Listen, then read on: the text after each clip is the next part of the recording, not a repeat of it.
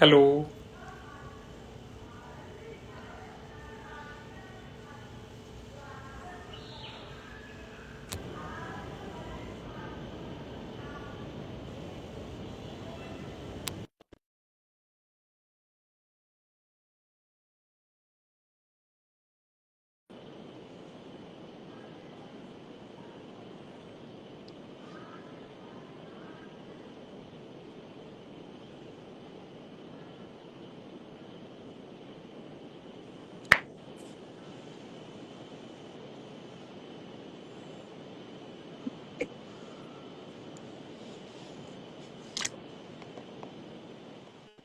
Hello sir, मैं visible हूँ।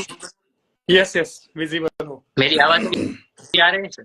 आ रही अच्छे से आ रही। मेरी आ रही है। जी सर। ओके। ओके, सबसे पहले सर जय धन्वंतरी सर। जय धन्वंतरी। आपने मेरा ये रिक्वेस्ट एक्सेप्ट किया कि आज का लेक्चर हम रख सके। हाँ, बहुत सर। दिनों से हमारा एक्चुअली प्लानिंग चालू था कि लाइव करना है। तो फाइनली आज हो रहा है लाइव। हाँ, तो सर शुरू कर देना। पहले मैं इंट्रोडक्शन से स्टार्ट करता हूँ। हाँ, शुरू कर दीजिए। ओके, तो ladies and gentleman, doctors and vaidyas, आज हमने ये सेशन रखा है hidden formulations of Charaka Samhita को जानने के लिए। तो इसके लिए हमने इनवाइट किया है वैद्य भूषण बैरागी सर, जो एमडी पंचकर्म है और 6th जनरेशन वैद्य है। इनकी उपलब्धियों के बारे में बताने जाएंगे तो ये पूरा सेशन उसमें ही जाएगा। 4000 से ज्यादा विरेचन करा चुके हैं, 3000 से ज्यादा वमन करा चुके हैं, डेली की 150 प्लस उनकी प्रोसीजर्स रहती है। पंचकर्म की इमरजेंसीज को भी वो हैंडल करते हैं।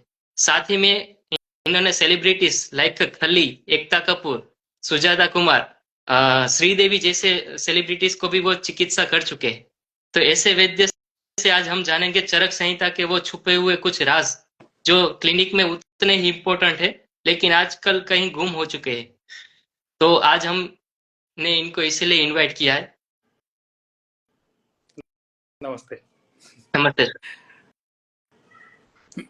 तो सर, पहला सवाल ये है, ये इसी से स्टार्ट करते हैं कि आजकल लोगों को कल्प वही पता है, जैसे कि उन्माद है तो कल्याणक ग्रोथ, हम्म। अपस्मार है तो कल्याणक ग्रोथ। तो ये सिर्फ बेसिक ग्रोथ ही पता है। तो कुछ ऐसे कल्प है जो मेंशन है लेकिन खो चुके हैं, क्लिनिकल प्रैक्टिस में भी यूज नहीं करते। तो उसका क्या महत्व है सर, उसके बारे में बताइए। देखिए, सबसे पहले मैं तो ये बताऊंगा कि हमने ये जो टॉपिक स्टार्ट किया, कि हमारा जब डिस्कशन हुआ कि हिडन फॉर्मुलेशंस ऑफ चरक संहिता, ऐसे हमें प्लान करना है। तो जब ये टॉपिक का ये नाम जब इन्होंने सजेस्ट किया मुझे, तब मेरे दिमाग में पहले तो मैंने एकदम तुरंत हाँ बोल दिया कि हाँ चलो करते हैं। लेकिन जब एक्चुअली मैं इस पर वर्क करने लगा कि एक्चुअली ऐसे है क्या, तो सच बताऊं तो चरक संहिता में कुछ भी हिडन नहीं है। सारी चीजें जो है वो सामने ही रखी हुई है, सिर्फ हमें थोड़ा सा नजरिया बदलना है। नजरिया थोड़ा सा बदलेंगे, चरक जी को समझने की कोशिश करेंगे, तो उन्होंने जो लिखा है वो सब कुछ हमारे सामने आने वाला है। अभी जैसे आपने बोला कि सर कल्याणक घृत है, कि वो प्रैक्टिस में बहुत ज्यादा यूज होता है, लेकिन वो छोड़कर भी और कुछ है क्या उन्माद और अपस्मार में यूज करने के लिए। लेकिन आप देखिए, कल्याणक घृत भी बहुत सारे लोग जिस पद्धति से चरक ने बोला है उस पद्धति से यूज नहीं कर पाते हैं। इसलिए बहुत बार ऐसे होता है कि उन्माद अपस्मार के पेशेंट आने के बाद भी हम कल्याणक घृत भले ही यूज करें, लेकिन उसके रिजल्ट अच्छे से नहीं आते हैं, क्योंकि चरक जी का जो व्यू है ना, वो व्यू हमें समझ में आना चाहिए। तो उस व्यू को जानने के लिए थोड़े से कुछ पॉइंट्स है चरक के, कि जो हमें पता होने चाहिए। इवन कोई भी संहिता जब आप पढ़ते हो तो वो ग्रंथकार का स्वभाव क्या है, वो किस एंगल से उस ग्रंथ को लिखते हैं, और उनको क्या एक्सपेक्टेड है, ये चीजें बहुत ज्यादा वहां पर मैटर करती है। जैसे कि आपको कोई भी कल्प अगर चरक में से लेना है, सुश्रुत में से लेना है, या फिर वाग्भट में से लेना है, तो कल्प पढ़ने के वक्त आपको तीन चीजें इंपॉर्टेंट होती है। फर्स्ट चीज होती है कि आपका अधिकरण। ओके। दूसरी चीज होती है रोगाधिकार, और तीसरी चीज होती है फलश्रुति। कोई भी कल्प लो आप, कोई भी, मतलब कल्याण गुरुता ही नहीं, कोई भी कल्प लो, तो ये तीन चीजें देखना बहुत इंपॉर्टेंट होता है। फर्स्ट वन इज अधिकरण, कि कौन से अधिकरण में ये कल्प आया हुआ है। कल्याणक घृतक की ही बात करते हैं। कल्याणक घृतक का अधिकरण जो है वो चिकित्सा स्थान का है। ओके, लेकिन उसका अगर आप रोगाधिकार देखोगे तो कौन से अध्याय में आया है? कौन से अध्याय में है कल्याणक? उन्माद में है या अपस्मार में है? उन्माद में है। उन्माद में है। ओके, उन्माद में। मुख्य अधिकरण उसका हो गया चिकित्सा स्थान। ओके, और रोगाधिकार उसका हो गया उन्माद। ठीक है, तो पहले बैक ऑफ द माइंड हमारे ये आना चाहिए कि चिकित्सा के लिए अगर कल्याणक घृत का उपयोग बोला गया है तो कल्याणक घृत चिकित्सा में ही यूज होगा एज अ शोधन और एज अ शमन। ओके, बहुत सारे लोग क्या करते हैं कि कल्याणक घृत का उपयोग बहुत बार धूपन में भी करते हैं, या फिर सुवर्ण प्राशन में भी बहुत सारे लोग कल्याणक घृत का उपयोग करते हैं कि इसको यूज करेंगे ऐसे। लेकिन वैसा चरक जी को एक्सपेक्टेड नहीं है। जब उनको वो चीजें एक्सपेक्ट होती है तो वो उस पद्धति से बताते हैं। ठीक है, तो पहले अधिकरण, फिर उसका रोगाधिकार, रोगाधिकार हो गया उसका उन्माद, और फिर तीसरी बात जो होती है वो होती है फलश्रुति। ये तीनों में फलश्रुति जो होती है, फलश्रुति ही बहुत ज्यादा इंपॉर्टेंट होती है जितना अधिकरण या फिर रोगाधिकार इंपॉर्टेंट होता है। जैसे कि कल्याणक घृत हम इसमें यूज करेंगे उन्माद में, नो डाउट, लेकिन कल्याणक घृत में आप अगर उसकी फलश्रुति देखोगे तो बहुत मजेदार चीजें वहां पर लिखी हुई है जो हमारे दिमाग में आती ही नहीं है। ओके, यहाँ पर मैंने कुछ रेफरेंसेस कोट करके रखे जो आपको मैं कल्याणक घृत के बारे में बताऊंगा। उन्होंने बोला है कि शस्तम स्त्रीनाम च वंध्यानाम। ओके, मतलब कल्याणक घृत ये इनफर्टिलिटी के ट्रीटमेंट में भी यूज हो सकता है। ओके, स्पेसिफिक है। उसके आगे वो लिखते हैं अलक्ष्मी पापघ्नम रक्षोघ्नम। वो अलक्ष्मी का नाश करने वाला है, वो पापघ्न है और वो रक्षोघ्न है। आप थोड़ा सा इनको समझने की कोशिश करोगे तो यहाँ पर अलक्ष्मी ये जो शब्द दिया हुआ है, मतलब कल्याणक घृत यूज करोगे और आपको बहुत सारा पैसा मिलने वाला है, ऐसे नहीं है। 8 प्रकार की लक्ष्मियां होती है, अष्टलक्ष्मी। उसमें से संतान लक्ष्मी करके जो लक्ष्मी है उसको प्राप्त करवाने के लिए कल्याणक घृत हमारी मदद करता है। ओके, तो कल्याणक घृत is not only use in उन्माद and अपस्मार, it you also use in infertility cases in which we have a hetu that Alakshmi. Okay, second one पहला दिया है अलक्ष्मी, उसमें से संतान लक्ष्मी को प्राप्ति होगी। दूसरा दिया है पापघ्न। ओके, आयुर्वेद में ऐसे 5-6 डिसीज है, उनके हेतुओं में पाप कर्म दिया हुआ है। ओके, जैसे कुष्ठ है, ओके, उदर है, उन्माद है, अपस्मार है, और भी है। ठीक है, तो जहां जहां आपको पापघ्न कर्म एक्सपेक्टेड है वहां हर जगह पर ये कल्याणक घृत यूज होगा। ऐसे जरूरी नहीं है कि हर वक्त आपको पाप कर्म का नाश करने के लिए या फिर पापों की ट्रीटमेंट करवाने के लिए मंदिर में जाओ या फिर वहां पर पूजा करवाओ। ओके, ये सारी चीजें हर किसी को पॉसिबल नहीं हो पाती, उतना लोग टाइम नहीं दे पाते हैं। तो पापघ्न कर्म ये जो है, इस चीज को ठीक करने के लिए हम इस कल्याणक घृत का उपयोग कर सकते हैं। ओके, तो उसके लिए बहुत सारी चीजें, जैसे कि आपने पापघ्न कर्म के लिए आपने यज्ञ मणि वगैरह वो सारी चीजें बोली है, तो हवन करने के लिए भी आप कल्याणक का उपयोग करो तो पापों का नाश अच्छे से हो सकता है। ओके, तो इस पद्धति से भी उसका उपयोग किया जा सकता है। और थर्ड पॉइंट इज रक्षोघ्न। तो कल्याणक एज रक्षोघ्न करके भी काम करता है, आप इसका धूपन में यूज कर सकते हो। इवन कल्याणक का मेरा पर्सनल एक्सपीरियंस ऐसा है, यहाँ पे अगर मेरे कुछ स्टूडेंट होंगे तो उन्होंने ये केस देखी हुई है।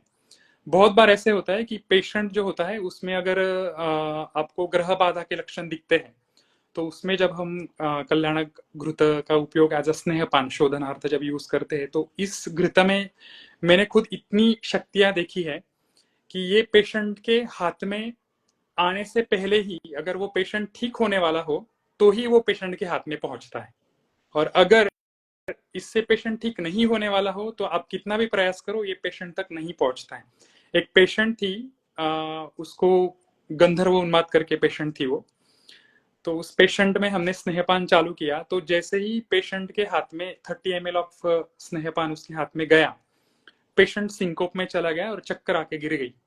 हमने 4 दिन तक ट्राई किया उसको स्नेहपान करवाने के लिए, एक बूंद भी उसके मुंह में नहीं लगी कल्याणक की। मतलब हमारी औषधियां इतने दिव्य पद्धति से काम करती है, ये मैंने उस वक्त देखा था। तो ऐसी बहुत सारे एग्जाम्पल है कि आपको इसमें छोटी छोटी चीजें ध्यान में रखनी होती है। अभी ये हो गई कल्याणक की बात, तो उसमें फलश्रुति भी इम्पोर्टेंट है, रोगाधिकार भी इम्पोर्टेंट है, और अधिकरण भी इम्पोर्टेंट है। जी सर।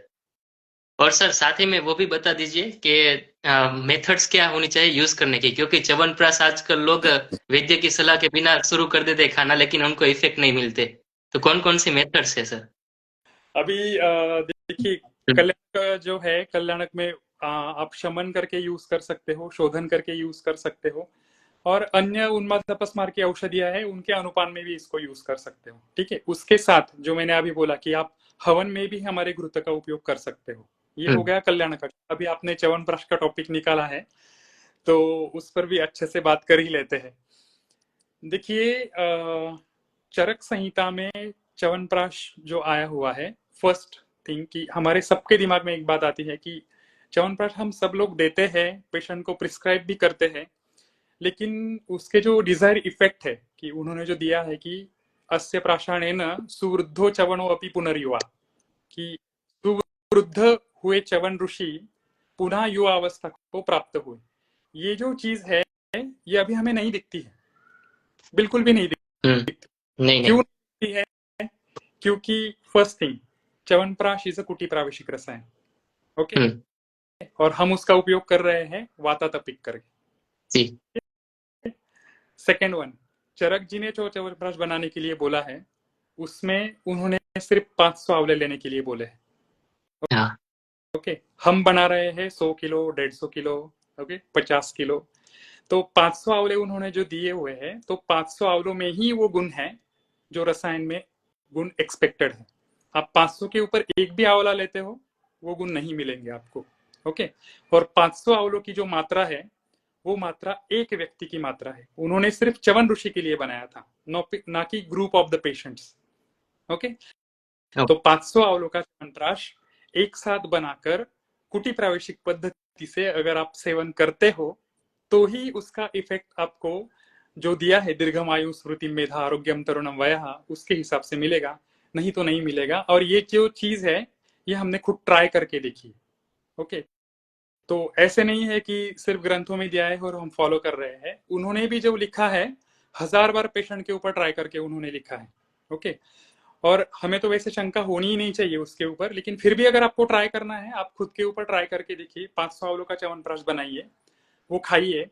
इवन सरप्राइजिंगली, जैसे जैसे च्यवनप्राश वो 500 आंवलों का जो बनता है, जैसे जैसे वो खत्म होता है, वैसे वैसे आपको रसायन इफेक्ट मिलने लगते हैं। ओके, तो देखिए, चरक जी इज अ वेरी स्पेसिफिक। उनको पता है कि आंवला नहीं मिल रहा है ना, तो क्या करना है, आंवले के नीचे खड़े रहो, एक आंवला तोड़ के लो और उसको प्रार्थना करो कि तुम्हारे सारे आंवलों के गुण इसमें आ जाए। दैट इज कर प्रचिति आद्य।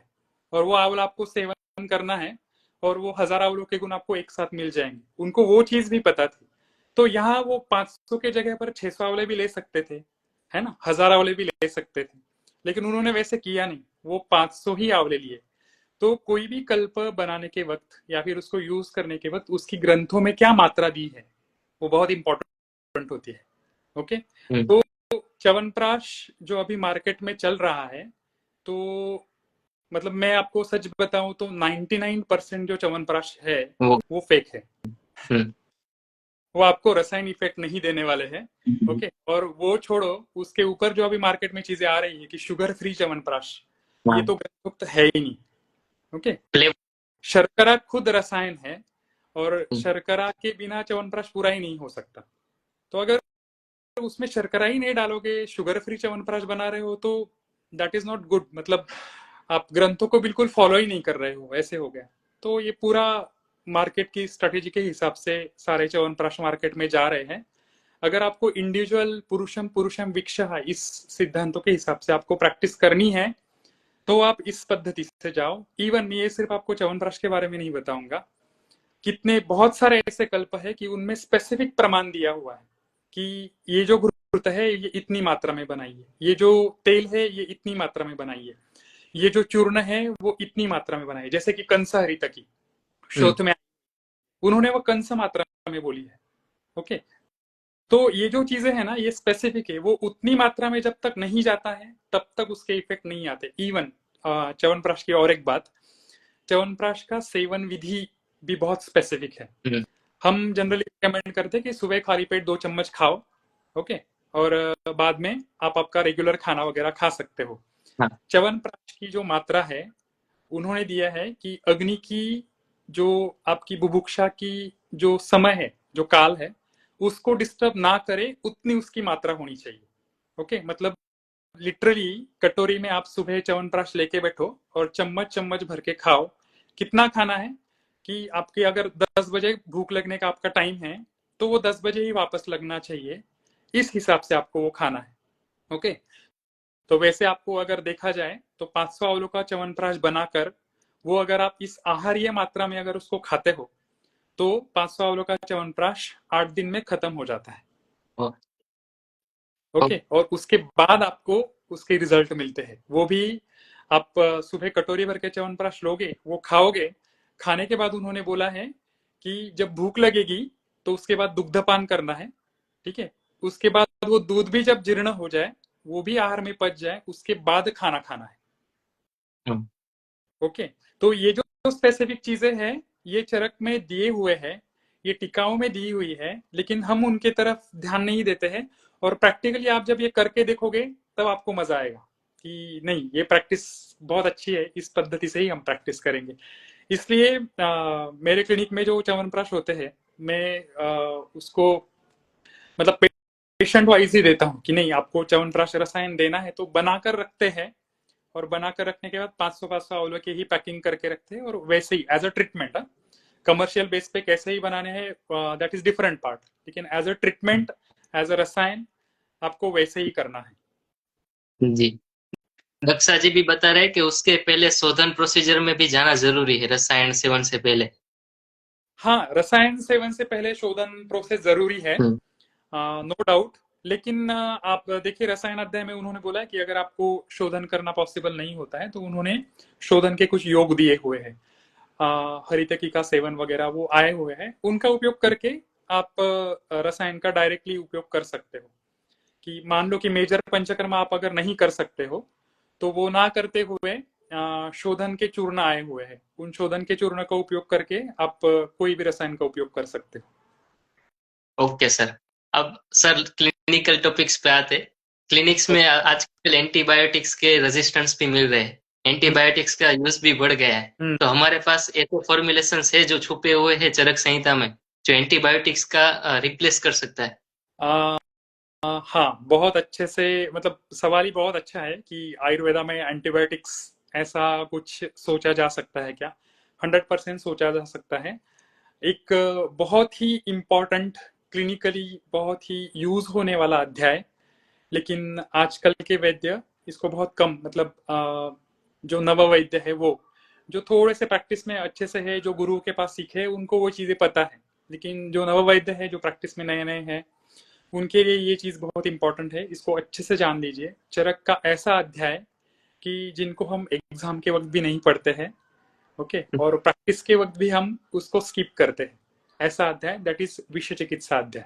हम्म, विषय चिकित्सा के बहुत सारे कल्प ऐसे हैं कि वो आपको एज अ एंटीबायोटिक करके आप यूज कर सकते हो, ओके।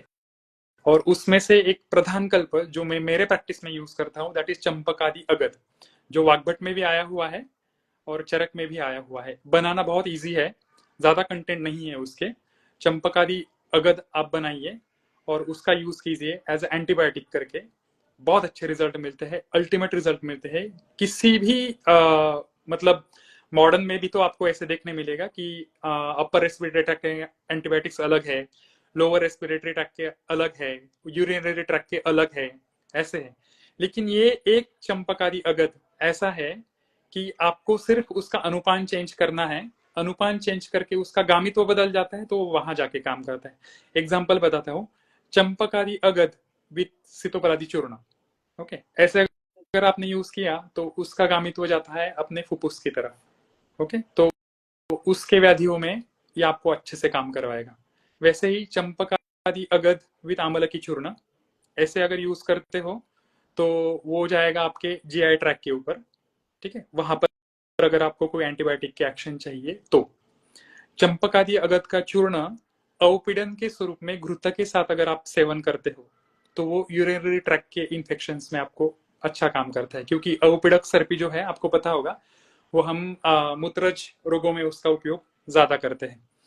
चंपकादि अगद विथ पंचतिक्त घृत एंड गोदुग्ध ऐसे अगर मिक्स करके लेते हो तो वो अस्थिगत जो विद्रधिया वगैरह होती है उनमें वो अच्छा काम करता है। चंपकादि अगद विथ शतावरी चूर्ण या फिर चरक के ज्वर अध्याय में आया हुआ रसपाचक का एक योग है, कलिंग का पटोलस्य पत्रम कटुकरोहिणी करके, ये 3 कंटेंट है उसके। इस क्वाथ के साथ अगर आप देते हो तो वो कुष्ठ में बहुत अच्छा काम करता है। तो ये जो चीजें है ना, ये आपको सारी उस अध्याय में सीखने को मिलेगी। मैं आपको जस्ट क्ल्यू दे रहा हूँ। मैं पूरी चीजें हम देखने के लिए जाएंगे तो 4 घंटे तक हमारा लाइव चलेगा, तो आप ये चीजें देखिए। और एक अगध है जो संहिता ग्रंथों में आया हुआ है, उसको मैं बहुत ज्यादा यूज करता हूँ, मार्केट में अवेलेबल भी है, लेकिन मार्केट में जो अवेलेबल है उससे ज्यादा आप खुद बनाओ तो उसके रिजल्ट बहुत ज्यादा अच्छे हैं। पर वो जो मेडिसिन है दैट इज बिलवादी गुटिका, आपने देखा भी होगा, मार्केट में इजीली मिल भी जाता है। ये जो बिलवादी गुटिका है ये भी बहुत सारे जो हमारे विषय के योग है, इवन मैंने बिलवादी गुटिका कोविड में भी बहुत यूज की है। तो ये बिलवादी गुटिका बहुत अच्छे रिजल्ट देती है आपको बहुत सारी चीजों में, इवन मानस विकारों में भी बिलवादी गुटिका अच्छा काम करती है एज एंटीबायोटिक करके। जो अभी आपने सवाल पूछा, तो बहुत सारे एंटीबायोटिक के रूप में आप बिलवादी गुटिका का उपयोग अनुपान भेद के हिसाब से आप इसको यूज कर सकते हो। इवन मैं आपको ये बताऊंगा कि चरक के जो ये आए हुए हैं दश महाकषाय, उन महाकषायों के अनुपानों के साथ अगर आप बिलवादी गुटिका यूज करते हो तो उसका गामित्व बदल जाता है। मैं आपको क्ल्यू दे रहा हूँ, जितने भी लोग सुन रहे हैं वो उसको सिर्फ पॉइंट आउट करके थोड़ा सा अपने बुद्धि का उपयोग करें, क्योंकि चरक जी खुद बोलते हैं कि हमारी जो संहिता है वो मंदा नाम व्यवहार आया है और बुद्धि नाम बुद्धि वृद्ध है थे। मतलब जो मंद है, हमारे जैसे लोग हैं कलयुग वाले, वो जैसे लिखे है वैसे फॉलो करो, मंदा नाम व्यवहार आए, और बुद्धि नाम बुद्धि वृद्ध है। अगर आपका दिमाग अच्छे से चलता है, चरक जी समझ में आ गए हैं आपको क्या है, तो आप उसके कॉम्बिनेशंस करो, आपको रिजल्ट बहुत अच्छे मिलते हैं। सिर्फ आपको सिद्धांत जो है उनको छोड़ना नहीं है। Okay sir. और सर उसके बाद जो सर्जिकली व्याधि से सर्जिकली सिक्योर, जैसे कि अर्श है, हेमरॉइड्स, पाइल्स, भगंदर, उसके अंदर क्या कल्पों के जरिए हम उसको ट्रीट कर सकते हैं, सर्जरी अगर प्रिवेंट करनी हो ऐसे व्याधि के अंदर?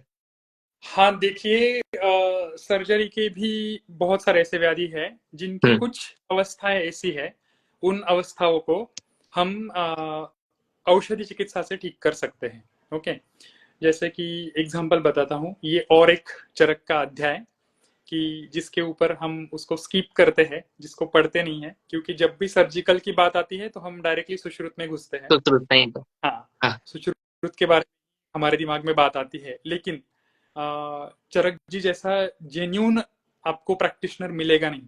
चरक जी ने अपनी पूरे संहिताओं में 3-4 जगह पर उन्होंने बोला है कि तत्र धन्वंतरी नाम अधिकारा, तत्र धन्वंतरी नाम अधिकारा, ही नो हिज लिमिटेशंस, कि मुझे पता है कि इसके बाद ये पेशेंट जो है वो मैं ट्रीट नहीं कर सकता हूँ, इसको हमें रेफर करना है। धन्वंतरी अधिकार मतलब वो सर्जरी में भेज दो, ठीक है। लेकिन first degree, second degree, okay, या फिर आप देखिए हमारे जो अर्श भगंदर जैसे व्याधियां है उसमें भी उन्होंने चिकित्सा के 4 दिए हैं प्रकार, भेषज, क्षार, अग्नि और शल्य, ऐसे दिया है। शल्य ये हमारा 4 नंबर का पॉइंट है। ओके, उसके पहले भेषज, क्षार और अग्नि है। क्षार अग्नि को भी छोड़ देते हैं, शस्त्र को भी छोड़ देते हैं। पहला जो पार्ट है दैट इज भेषज। तो भेषज के ऊपर कॉन्सेंट्रेट करके चरक जी खुद बताते हैं कि हमारी चरक संहिता में हम केवल साध्य व्याधियों की ही चिकित्सा कर रहे हैं। ओके, और साध्य व्याधि की चिकित्साओं में भी वो जब अर्श में जाते हैं, वो अर्श में वो बता रहे हैं कि यहाँ पर हम सिर्फ दृश्यमान होने वाले जो अर्श है उनके ही चिकित्सा में, या फिर जो शुष्कार्श है उनकी ही चिकित्सा हम यहाँ पर कर रहे हैं। ओके, मतलब उनको पता है कि 3rd डिग्री और 4th डिग्री वाले जो पाइल्स है वो सर्जिकली ट्रीट होने वाले हैं, उसको हमें हाथ नहीं लगाना है, ठीक है। तो ऐसे चिकित्साओं में उन्होंने बहुत सारे योग दिए हुए हैं। उन योगों में गुदधूपन है, गुदलेपन है, उसमें से फर्स्ट डिग्री सेकंड डिग्री जो पाइल्स है उसमें करंज पत्र का उपयोग बहुत अच्छा होता है। करंज पत्र को आप मिक्सर में डाल के बारीक कीजिए, बारीक करके उसका कल्क बनाइए और उसका थोड़ा सा घी में फ्राई कीजिए। वो फ्राई करके वो कल्क का लेप गुदा भाग के यहाँ पर आप करोगे तो वो जो अंदर के अर्श है वो धीरे धीरे धीरे धीरे कम होने लगते हैं और इसके रिजल्ट बहुत अच्छे हैं। मैं इसको प्रैक्टिस में बहुत यूज करता हूँ। अगर आपको दिखता है कि फर्स्ट और सेकंड डिग्री है तो वो इजीली वो जो पाइल्स है वो धीरे धीरे धीरे कम हो जाते हैं। 2-3 महीने में आप वापस अगर पीआर एग्जामिनेशन के लिए पेशेंट को भेजते हो, मैं खुद पीआर एग्जामिनेशन नहीं करता हूँ, मैं सर्जन के पास भेजता हूँ करने के लिए, क्योंकि मुझे अंदर का समझ में नहीं आता है। I know my limitations like चेराकानोस, तो मुझे नहीं आता है तो मैं सर्जन के पास भेजता हूँ और वो सर्जन बताते हैं कि नहीं पहले से सर रिड्यूस हो गए। ओके, ऐसे जैसे इसका कल का मैंने आपको बताया वैसे ही धूपन में कुछ चिकित्साएं आई है। गुदा धूपन भी किया जा सकता है अर्श में।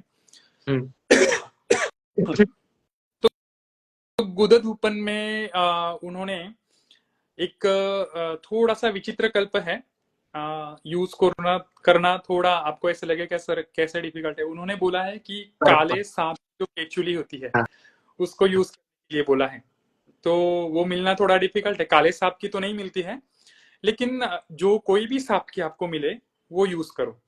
उस केचुली को लो, उसको गॉस पीस के अंदर रोल करो, रोल करने के बाद उसको थोड़ा सा घी में सोक आउट करो और उसका धूपन आप गुदस्तान के ऊपर करोगे तो बहुत अच्छे रिजल्ट है। ये जो योग में जो यूज करता हूँ, मैंने पहले तो भी आपको ऐसे बोला कि वो 2 महीने में धीरे धीरे धीरे रिड्यूस होता है, लेकिन ये धूपन जब आप करते हो इस धूपन से मैक्स टू मैक्स 20 या 25 दिन लगते हैं फर्स्ट डिग्री सेकंड डिग्री के पाइल्स जो है उनको कम होने में। लेकिन इसमें थोड़ा सा ध्यान रखिए, इसमें क्या करना है आपको, स्लीट वाले जो प्रोक्टोस्कोप है वो यूज करने हैं। प्रोक्टोस्कोप अंदर डालना है, ठीक है। प्रोक्टोस्कोप अंदर डालने के बाद फिर नीचे से धूपन देना है कि वो अंदर तक गुदमार्ग तक पहुंचे। सिर्फ बाहर से धूपन करोगे तो रिजल्ट नहीं मिलेगा, वो धूपन जो है वो अंदर तक जाना चाहिए, ठीक है। ऐसे ही जैसे हम शिरोधारा करते हैं वैसे ही गुदधारा भी की जाती है। ये भी बहुत कम लोग प्रैक्टिस में यूज करते हैं। गुदधारा यूज करना बहुत इजी है, आपको कुछ नहीं करना है। सिंपल पेशेंट को लिथोटोमी पोजीशन में आप सुला कर पेशेंट को क्लिनिक में ही बुलाना है और उसमें सिर्फ पंचवल्कल का जो क्वाथ है उससे आप गुदधारा करते हो तो धीरे धीरे धीरे धीरे अंदर के जो पाइल मास जो है वो रिड्यूस होने लगते हैं। इसमें और 2-3 योग है, जैसे ये मैंने आपको इसके हिसाब से बताया जो अर्श चिकित्सा में आए हुए हैं चरक के, वो बताएं। लेकिन थोड़ा सा आप लॉजिकली इसको देखोगे ना, आप देखिए थ्रम्बोस पाइल्स है, थ्रम्बोसिस फॉर्म हुआ है वहां पर, और वो थ्रम्बोसिस किसका बना हुआ है, ब्लड का ही बना हुआ है। ओके, उस थ्रम्बोस को लाइसिस करना है, उसको तोड़ना है, तो उसके लिए भी हमारे पास मेडिसिन है। हमें बहुत बार ऐसे लगता है कि यार आयुर्वेद में थ्रम्बोलाइसिस करने के लिए क्या है, टाइम लगता है वो थ्रम्बोलाइज होने में। मॉडर्न जैसे नहीं है, स्ट्रेप्टोकाइनेस यूरोकाइनेस जैसे नहीं है, इसको टाइम लगता है, लेकिन वर्किंग मैकेनिज्म बहुत अच्छा है। और सरप्राइजिंगली इसका अगर आप थोड़ा सा लॉजिकली सोचोगे आपको पता चलेगा इसका वर्णन जो आया है वो रक्त पित्त चिकित्सा में आया है।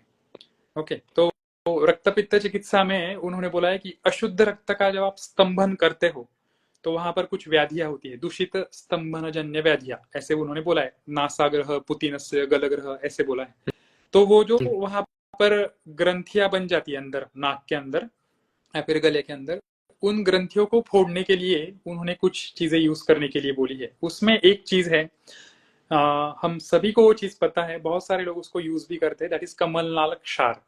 ओके, लेकिन कमल सारे एरिया में अवेलेबल नहीं होता है। कमलनाल क्षार के ऊपर बहुत सारे लोग बहुत यूज भी करते हैं, लेकिन थोड़ा मिलने में इजी ना होने के कारण कमलनाल क्षार कुछ लोग इतना ज्यादा यूज भी नहीं करते हैं।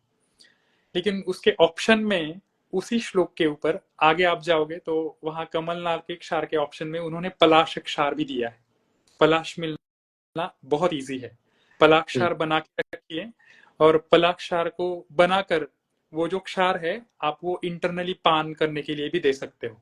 ध्यान रखिए पित्त प्रकृति ना हो, ठीक है। आप उसको इंटरनल प्रणाली अगर देते हो, अगर आप रक्त पित्त अध्याय में देखोगे तो उन्होंने ऐसे बोला है कि सॉरी, अर्श चिकित्सा में अगर देखोगे तो वो बोलते हैं कि अर्श चिकित्सा के जो योग है वो रक्त पित्त में दिए हुए रक्त स्तंभन के योग आपको यहाँ पे यूज करने हैं। मतलब चरक जी आपको क्लियर आइडिया दे रहे हैं कि रक्त पित्त के योग आप यहाँ पर यूज कर सकते हो। ओके, तो वहां के कुछ योग आप डेफिनेटली यहाँ पर यूज कर सकते हो। ठीक है, तो और सरप्राइजिंगली देखिए यहाँ पर आने वाला जो ये है चिकित्सा के कुछ योग जो है वो सेम वहां पर रिपीट भी होते हैं। ओके, जैसे रक्त पित्त में आया हुआ है वासाग्रुत। ओके, सेम वासाग्रुत ज्वर में भी आया हुआ है, सेम वासाग्रुत अर्श में भी आपको मिलेगा। ओके, एक वासा है, वासा का श्रेष्ठ अगर आप कर्म देखोगे तो वो रक्त पित्त में श्रेष्ठ है। हमें लगता है कास में वासा ज्यादा अच्छा काम करता है, लेकिन चरक जी के अग्र संग्रह में अगर आप देखोगे तो उन्होंने बोला है कि वो रक्त पित्त में श्रेष्ठ द्रव्य है। तो सभी प्रकार की रक्त व्याधियों में आप इसका उपयोग कर सकते हो। तो गुदक अगर रक्तस्राव हो रहा है तो उसके स्तंभन में भी आप वासाग्रुत का उपयोग कर सकते हो इंटरनली देने के लिए, या फिर वासाग्रुत का आप सिंपल मात्रा बस्ती भी दे सकते हो।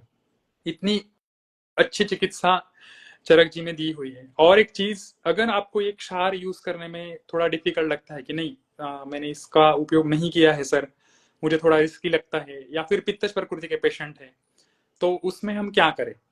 तो उसमें भी चरक के सूत्र स्थान में एक थोड़ा सा लॉजिक दिया है, जहां पर जो षड रसों का वर्णन है कि कौन सा रस कैसे काम करता है, तो उसमें आई थिंक कटु रस के अंदर उन्होंने दिया है कि शोणित संघात भिन्नति, ऐसे दिया है। ओके, शोणित संघात भिन्नति मतलब रक्त का संघात अगर एक दूसरे के ऊपर हो रहा है तो उसको फोड़ने का काम ये रस करता है।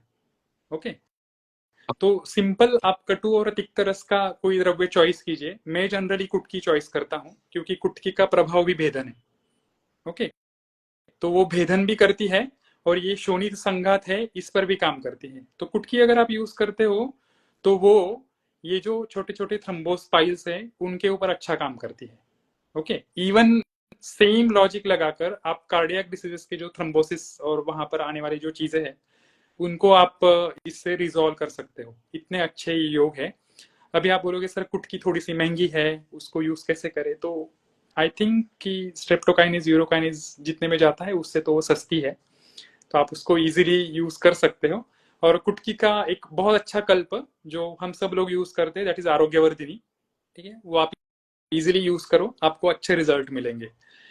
ऐसे योग आप अर्श में यूज कर सकते हैं फर्स्ट और सेकंड डिग्री के लिए। थर्ड और फोर्थ के लिए इसको यूज नहीं करना है, इसके ऊपर आपको जाना भी नहीं है। और एक बहुत अच्छी बात जो चरक में आई है अर्श चिकित्सा में और हम उसको स्किप करते हैं दैट इज तक्र प्रयोग। कि तक्र प्रयोग हम यूज नहीं करते हैं जनरली, और इस तक्र का उपयोग अगर आप करते हो तो वो तक्र अर्श में आपको अपुनर्भव की चिकित्सा तक लेके जाता है। इतना अच्छा प्रयोग है। इसका प्रयोग करने के लिए चरक ने सिर्फ पेशेंट के क्राइटेरिया नहीं दिए हैं, उन्होंने वैद्य के भी क्राइटेरिया दिए हैं कि किस वैद्य ने इसको करना चाहिए, कौन से वैद्य ने इन्होंने करना चाहिए। तो वो बताते हैं कि जिस वैद्य को काल का और क्रम का ज्ञान है उसने ही इस क्रम को फॉलो करना चाहिए या फिर पेशेंट से फॉलो करवाना चाहिए। काल क्रम विशेषज्ञों ऐसा शब्द उन्होंने प्रयोग किया है। और चरक जी की बहुत खासियत है, वो जहां जहां उनको स्पेसिफिक चीजें बतानी होती है वो वहां वहां वो बताते हैं। क्योंकि क्या है ये तक्र प्रयोग जब आप करते हो तो पेशेंट के अग्नि के ऊपर ध्यान रखना बहुत इंपॉर्टेंट होता है। अगर अग्नि थोड़ा सा भी यहाँ वहां हो जाए, अग्निमांद्य हो जाए, तो फिर अर्श जैसी व्याधियां ट्रीट करने में थोड़ी डिफिकल्ट हो जाती है। तो बल काल विशेषज्ञों ये जरूरी है। पेशेंट का बल, व्याधि का बल, दोषों का बल, ठीक है, और आजू बाजू में जो ऋतु है उसका बल, इन सब का ध्यान रखते हुए आपको इस तक्र का प्रयोग करना है। ये तक्र जो है वो आपको थोड़ा थोड़ा करके बढ़ाना है, थोड़ा थोड़ा करके कम करना है, ऐसे उन्होंने उसके स्पेसिफिक शब्द का प्रयोग किया है। उन्होंने बोला है अपकर्ष उत्कर्ष, इस पद्धति से आपको उसका प्रयोग करना है। तो अपकर्ष और उत्कर्ष इसमें देने के लिए उन्होंने थोड़े से कुछ ये दिए हुए हैं। उसका चार्ट मेरे पास रेडी है, मैं चाहिए तो वो शेयर करूंगा इंस्टा के ऊपर, कि कैसे कैसे देना है, 7 दिन तक उसको कैसे बढ़ाना है और 7 दिन तक उसको कैसे कम करना है। अगर आपको संसर्जन क्रम पता है कि हम इसमें देते हैं जो शोधन करने के बाद, उसके जैसा ही है। सिर्फ उसमें क्या है कि पहले 2-3 दिन तक थोड़ा सा क्रम में चेंज है। मतलब पहले दिन आपको क्या करना है, पहले दिन सुबह और शाम को आपको डायरेक्ट तक्र देना है। तक्र बनाने की विधि वहां चरक में वर्णित है, वो आप एक बार देख लीजिए कैसे दी है। सिंपल प्लेन तक्र आपको सुबह और शाम देना है। बाद में तक्र के साथ लाजा जो होते हैं, लाजा को मिक्स करके वो देना है। उसका प्रमाण हाफ हाफ रखना है, हाफ क्वांटिटी में लाजा और हाफ क्वांटिटी में तक्र, ऐसे वो 2 काल तक देना है।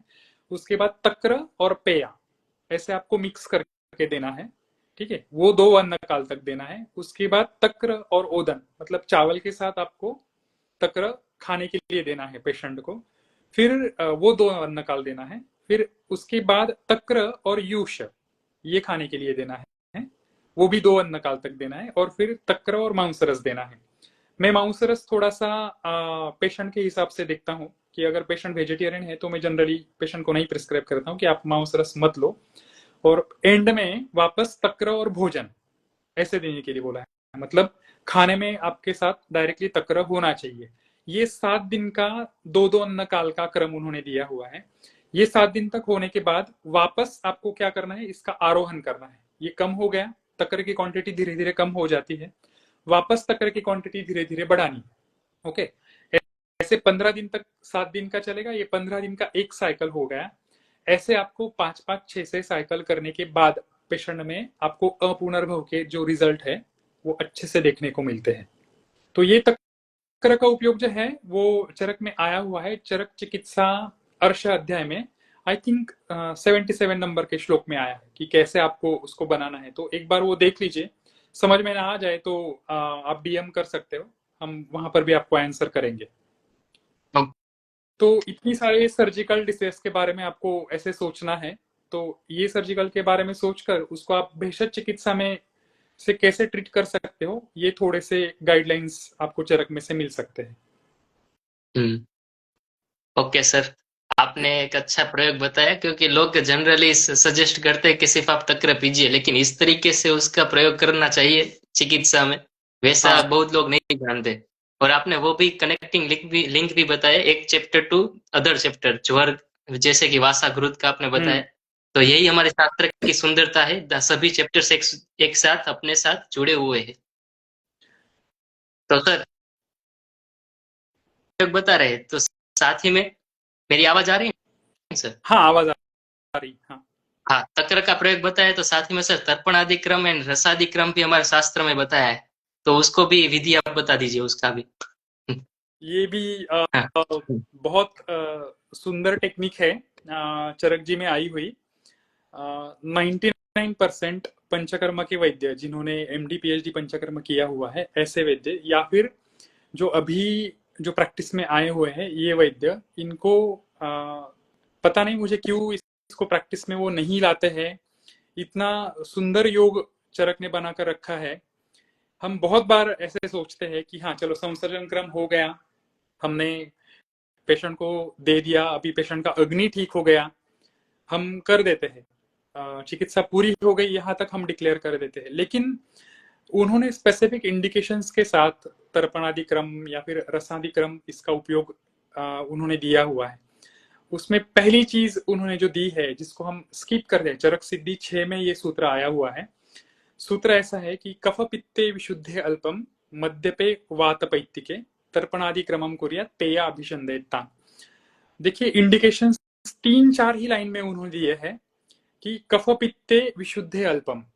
ओके, फर्स्ट कंडीशन कि कफ और पित्त इनका शोधन अगर अच्छे से नहीं हुआ है, ओके, मतलब जब आप शोधन कर रहे हो तो अगर मध्यम शुद्धि होती है या फिर हीन शुद्धि होती है तो आपको संसर्जन क्रम में जो पेयादि क्रम है उसका उपयोग नहीं करना है। ओके, फर्स्ट इंडिकेशन, इसको हम स्किप कर देते हैं। हम डायरेक्टली क्या करते हैं, संसर्जन क्रम जो 7 दिन का दिया है उसको छोड़कर हम 5 दिन का प्लानिंग करके पेशेंट को भेज देते हैं। लेकिन चरक जी वैसे नहीं बता रहे। चरक जी बताते हैं कि आपको करना क्या है, कफ पित्ते विशुद्धे अल्पम, वहां पर आपको तर्पणादि क्रम देना है। ओके, सेकेंड कंडीशन इज मद्यपे वातपैत्तिके। ओके, अभी आपके पास आने वाले जो पेशेंट है उनका सिनेरियो थोड़ा सा चेंज हुआ है। अभी पेशेंट क्या करते हैं कि मेरे पास ऐसे बहुत सारे पेशेंट आते हैं श्रावण मास में स्पेसिफिकली, कि सर अभी श्रावण मास चालू है, अभी हम 1 महीने तक अल्कोहल वगैरह कंज्यूम नहीं करने वाले हैं, तो हमें बॉडी डिटॉक्स करनी है। Actually I hate this word body detox, क्योंकि panchakarma is very different from detox. तो उनको अगर डिटॉक्स करना है तो उनके लिए हम जब पंचकर्म प्लान करते हैं तो उनको संसर्जन क्रम देकर फायदा नहीं होता है। ओके, उनको अगर आप तर्पणादि क्रम देते हो तो वो पेशेंट को ज्यादा अच्छे से उनके लीवर वैल्यूज जो है वो आपको एक्सचेंज करते हुए दिख जाएंगे। तो मद्यपे ये जो अवस्था उन्होंने दी है कि जो मद्यपी व्यक्ति है उसका अगर आपको शोधन करना है, एक्चुअली वैसे देखा जाए तो मद्यपी व्यक्ति शोधन के लिए कॉन्ट्राइंडिकेटेड है, लेकिन कुछ स्पेसिफिक अवस्थाओं में आप कर सकते हो। लेकिन आप अगर उसको करते हो शोधन तो वहां पर आपको तर्पणादि क्रम का उपयोग इंस्टेड ऑफ पेयादि क्रम से आपको करना है। ठीक है, उसके बाद है वातपैत्तिक है, वात पित्त प्रकृति वाले रुग्ण, इनमें भी आपको तर्पणादि क्रम का उपयोग करना है। तो अगर ऐसे हमने नहीं किया तो होता क्या है बताएं, उन्होंने बोला है कि तर्पणादि क्रमम कुर्यात पेया अभिषंदे तान। अगर आप पेयादि क्रम का उपयोग करते हो तो रुग्ण के शरीर में अभिषंद निर्माण होता है, और ये प्रैक्टिकली दिखता है। अगर पेशेंट को आप 15 दिन के बाद फॉलोअप के लिए बुलाओ जिसका मध्यम शुद्धि हुआ है, और पेशेंट को पूछो आपको भूख लग रही है या नहीं लग रही है, पेशेंट आपको बताएगा सर भूख लगती है लेकिन थोड़ी बहुत यहाँ वहां हो जाती है, पहले जैसी नहीं लग रही है, भले ही आपने पेयादि क्रम किया हो लेकिन नहीं होता है, वो अभिषंद होता है। ठीक है, तो उस वक्त फिर हम क्या करते हैं, दीपन पाचन की औषधियां स्टार्ट करते हैं और हमें लगता है कि हाँ चलो इसके बाद पेशेंट ठीक हो जाएगा। लेकिन ये क्या है, चरक जी बोलते हैं विकार विरहित चिकित्सा होनी चाहिए, आपकी चिकित्सा से दूसरा व्यापद नहीं होना चाहिए। तो ये स्पेसिफिक कंडीशंस देकर वो आपको बता रहे हैं कि आपको यहाँ पर तर्पणादि क्रम का उपयोग करना है तो गो फॉर तर्पणादि क्रम। क्यों हमें वहां पर दिमाग लगाकर यहाँ पर पेयादि क्रम का उपयोग करना है, तो वो नहीं यूज करना है। तो एक्चुअली ये तर्पणादि क्रम क्या है, तो उन्होंने दिया है कि पेयायाम स्थाने लाजा सक्तु विलेप्याम स्थाने घन लाजा सक्तु, ऐसा दिया है कि जहां जहां हमने पेया दी हुई है वहां पर आपको लाजा सक्तु का उपयोग करना है। लाजा सक्तु की बनाने की मेथड आपको भेषज रत्नावली में भी मिल जाएगी, शारंगधर में भी मिल जाएगी। ओके, वो देने के लिए बोला है। और उसके साथ उन्होंने यूश जहां पर आया हुआ है तो यूश में उन्होंने बोला है कि यहाँ पर आपको शाल्योदन खाने के लिए देना है। मतलब शाली और ओदन, उसका चावल जो होता है वो चावल बनाकर वो आपको प्लेन खाने के लिए देने हैं। और मांस रस के यहाँ पर डायरेक्टली उन्होंने मांस रस ही देने के लिए बोला है, लेकिन उसमें अगर आपको चाहिए तो लाजा का प्रयोग आप कर सकते हो, ऐसे उन्होंने दिया है कि लाजा मांस रस के साथ आपको पान करने के लिए देना है। इतना सिंपल है, आपको सिर्फ पेया के स्थान पर लाजा सक्तु या फिर स्वच्छ तर्पण, उन्होंने ऐसा शब्द का प्रयोग किया है।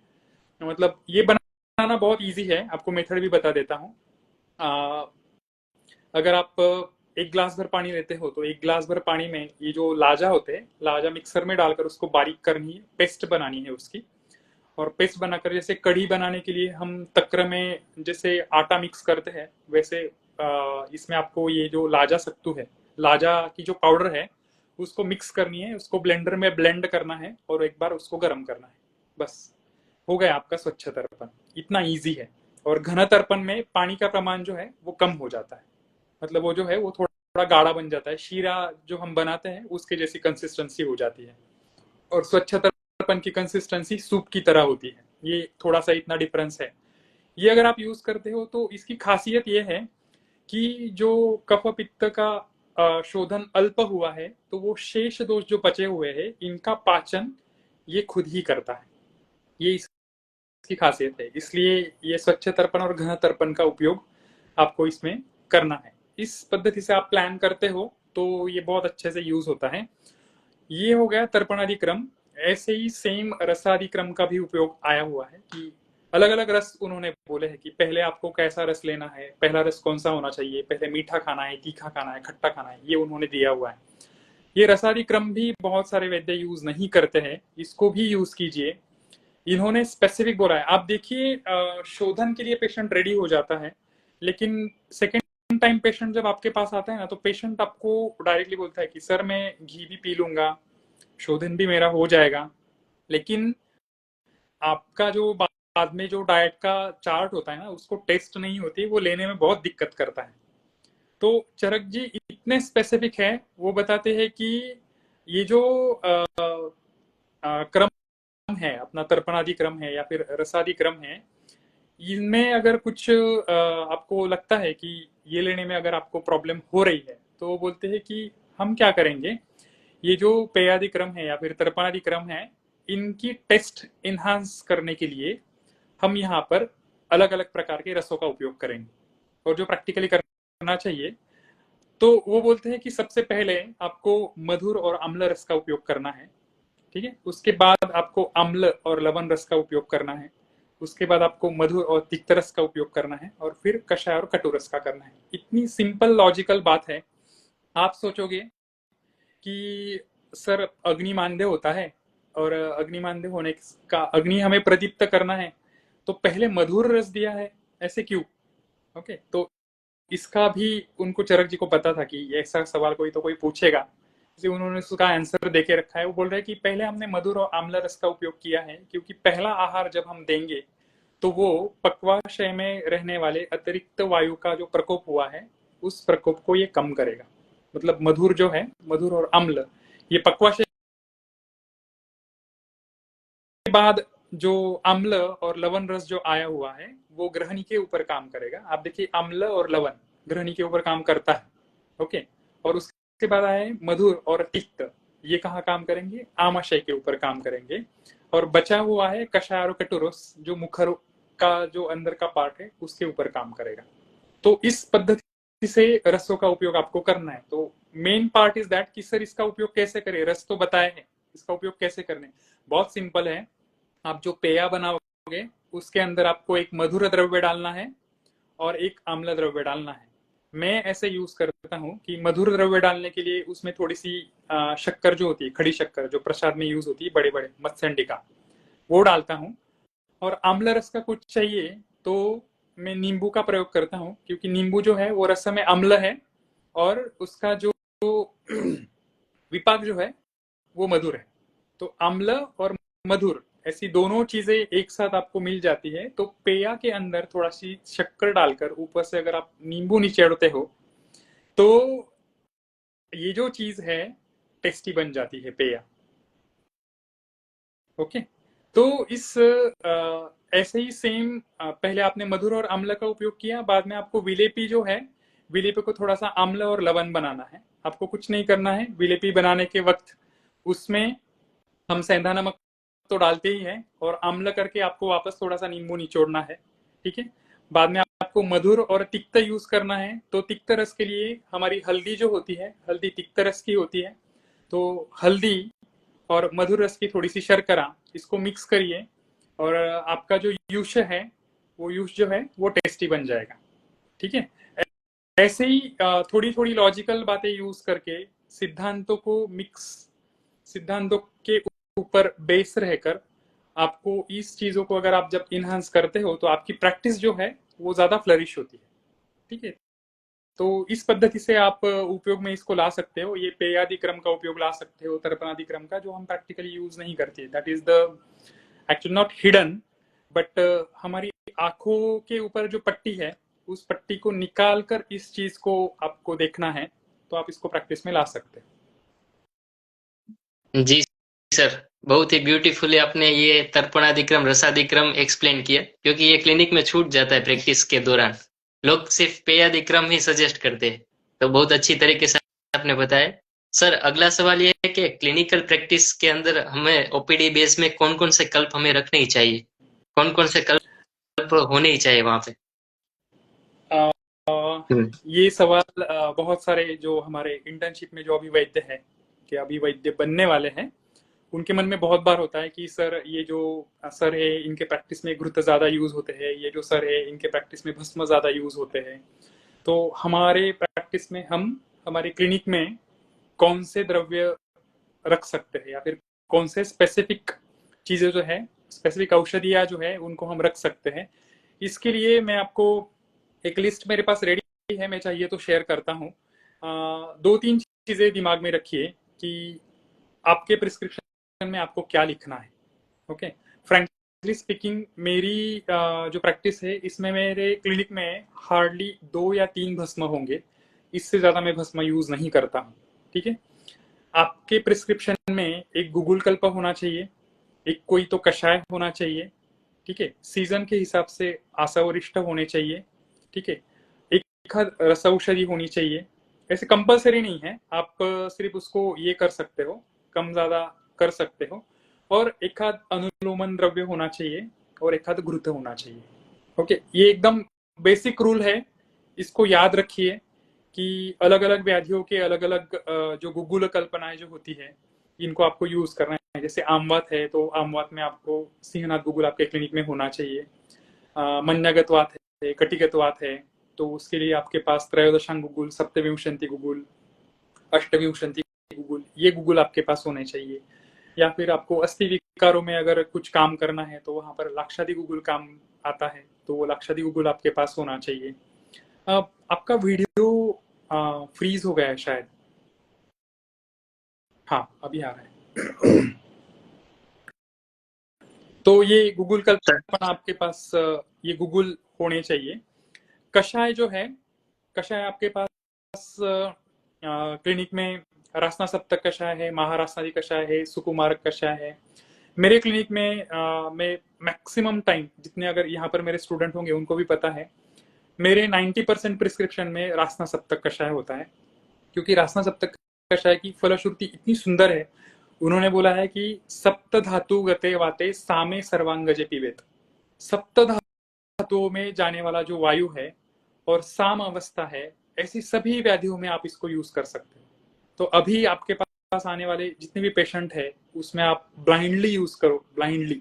ये बहुत अल्टीमेट रिजल्ट देने वाला ये क्वाथ है। इसमें कंटेंट भी ज्यादा नहीं है, जो आपके क्लिनिक में इजीली अवेलेबल है ऐसे ही कंटेंट है। 7 ही द्रव्य है, इनको कंबाइन कीजिए, रासना, अमृता, महादारू, नागरे, एरंडजे, श्रुतम। इतने छोटे से कंटेंट है, सारे हमारे पास होते हैं। इसको मिक्स करके रखिए, रासना सप्तक कषाय यूज कीजिए, बहुत अच्छे रिजल्ट वो आपको देगा। ये और रस औषधियों में कॉमन वाली जो रस औषधियां है कि प्रवाल पंचामृत है, सूत शेखर है, आरोग्यवर्धिनी है, ओके, कामदुधा रस है। ऐसी कॉमन जो औषधियां है ये आपके पास होनी चाहिए। मैं बेटर वे वो जो लिस्ट है वो मैं शेयर करता हूँ, वो आप अच्छे से यूज कर सकते हो आपके क्लिनिक में आराम से एकदम। एक 7-8 गूगल है, एक 4-5 कषाय है। ठीक है, घृतों की लिस्ट थोड़ी सी बड़ी है क्योंकि शोधन के हिसाब से आपको चेंज करना पड़ता है। हो सकता है कि 10-15 घृत होंगे। रस औषधियां 10-15 होगी। मतलब आप ऐसे मान के चलो कि मैक्स टू मैक्स, अगर आपके मतलब कंसेप्ट अच्छे से क्लियर हो तो आपको मैक्स टू मैक्स 50-60 औषधियां क्लिनिक में लगेगी। उससे ज्यादा औषधियों की आपको जरूरत नहीं पड़ेगी।